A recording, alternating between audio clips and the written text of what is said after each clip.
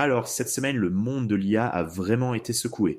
On a eu des annonces qui, franchement, vont changer notre façon de travailler, d'interagir avec la technologie. Allez, on décortique ensemble les moments les plus marquants de cette semaine, du 14 au 20 novembre. On va commencer avec un chiffre, un seul. Plus d'1 million. C'est le nombre d'entreprises qui utilisent aujourd'hui la plateforme OpenAI. C'est tout simplement la croissance la plus rapide de l'histoire pour une plateforme business. 1 million d'entreprises, c'est absolument énorme. Et là, on ne parle plus du tout de startups qui font des expérimentations dans leur coin. Non, non.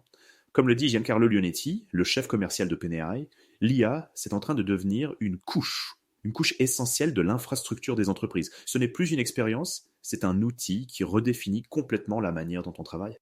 Et ça nous amène directement à notre premier grand thème, l'IA comme nouvelle infrastructure critique. Exactement. Ce n'est plus un luxe, c'est devenu une nécessité.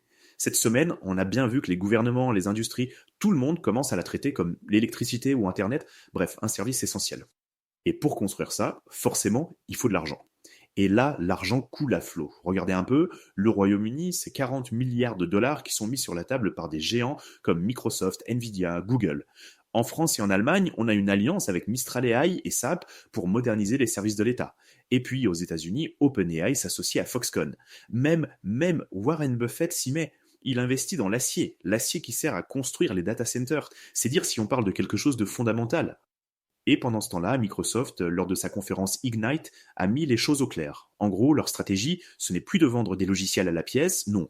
Ils veulent que toutes leurs piles IA deviennent une couche unifiée, une sorte de système nerveux central pour l'automatisation et l'orchestration dans les entreprises. C'est un changement de cap industriel majeur, vraiment.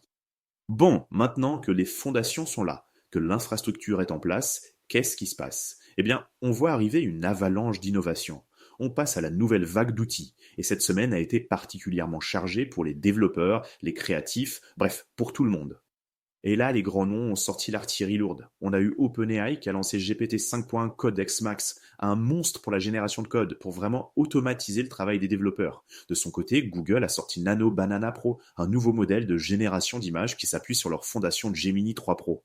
Mistral, l'acteur européen, n'est pas en reste avec un modèle multimodal qui comprend à la fois le texte et les images. Et puis il y a l'HumaAI avec Ray3, qui est carrément le premier modèle vidéo capable de raisonner. On peut lui donner un croquis et il dirige la caméra. C'est fou. Et ces outils ne sont plus juste pour un usage individuel. Fini l'IA en solo. OpenAI, par exemple, commence à déployer les conversations de groupe dans ChatGPT. Ça veut dire que plusieurs personnes peuvent interagir avec l'IA en même temps, dans la même session. L'IA devient un vrai membre de l'équipe, un collaborateur. Alors là, attention. On aborde maintenant ce qui est peut-être le plus grand changement de la semaine, voire de ces derniers mois. On entre dans l'aube de l'ère agentique. C'est un mot un peu barbare, mais l'idée est simple. L'IA n'est plus juste un assistant passif, elle devient un agent, proactif, autonome, capable d'agir à notre place. Ce tableau résume parfaitement l'idée. Jusqu'à aujourd'hui, on avait une IA assistante. On lui posait une question, elle donnait une info. C'était le qu'est-ce que. Demain, on aura une IA agente. On lui donnera un objectif et elle accomplira les tâches pour y arriver. C'est la différence entre demander qu'est-ce qu'un bon restaurant italien et dire réserve-moi une table dans un bon restaurant italien pour ce soir. On passe de l'information à l'action.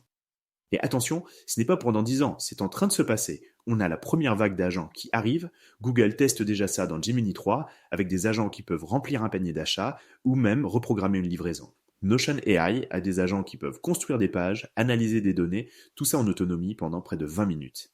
Et Google a même sorti DSStar, un agent spécialisé pour les tâches hyper complexes de la science des données. C'est concret. Forcément, pour que ces agents puissent agir dans le monde réel, il leur faut une infrastructure économique. Et elle est en train de se construire sous nos yeux. On a par exemple l'alliance entre Google et PayPal. Leur but? Créer un protocole de paiement pour les agents. En clair, c'est pour que les IA puissent faire des achats, des transactions, de manière totalement sécurisée. Microsoft aussi, avec sa stratégie d'ère agentique, veut bâtir tout un écosystème où ces agents pourront travailler ensemble. L'économie des agents est en train de naître. Ok, tout ça c'est fascinant sur le plan technologique, mais évidemment une telle révolution, ça a des impacts profonds sur la société, ça soulève des questions, des appréhensions, et c'est tout à fait normal. On va donc parler de ça maintenant, l'adaptation et l'appréhension de la société face à l'IA. Et il ne faut pas croire que tout le monde est surexcité, loin de là. Une étude du très sérieux Pew Research Center aux États-Unis le montre bien, la moitié des gens sont en fait plus préoccupés qu'enthousiastes. Seulement un quart se dit plus enthousiaste.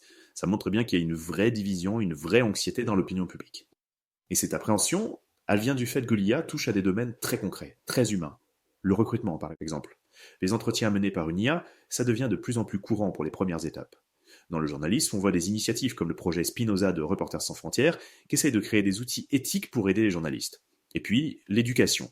L'État de Washington qui investit 10 millions dans des tuteurs IA, la France qui met en place un cadre officiel, ça bouge partout. Et forcément, qui dit nouvelle technologie dit bataille juridique. Et là, ça commence sérieusement. Les grands studios d'Hollywood, on parle de Warner Bros, de Disney, d'Universal, eh bien ils ont décidé de passer à l'attaque. Ils poursuivent en justice des générateurs d'images comme Midjourney pour violation de droits d'auteur. La guerre est déclarée sur le front légal. Et tout ça nous amène à une question de fond. Une question essentielle. Avec ces agents IA qui commencent à agir pour nous, la vraie question n'est plus qu'est-ce qu'on peut faire avec IA, ça on commence à le voir. La question c'est qu'est-ce qu'on va les laisser faire? Jusqu'où ira leur autonomie? C'est ça le vrai débat qui s'ouvre devant nous.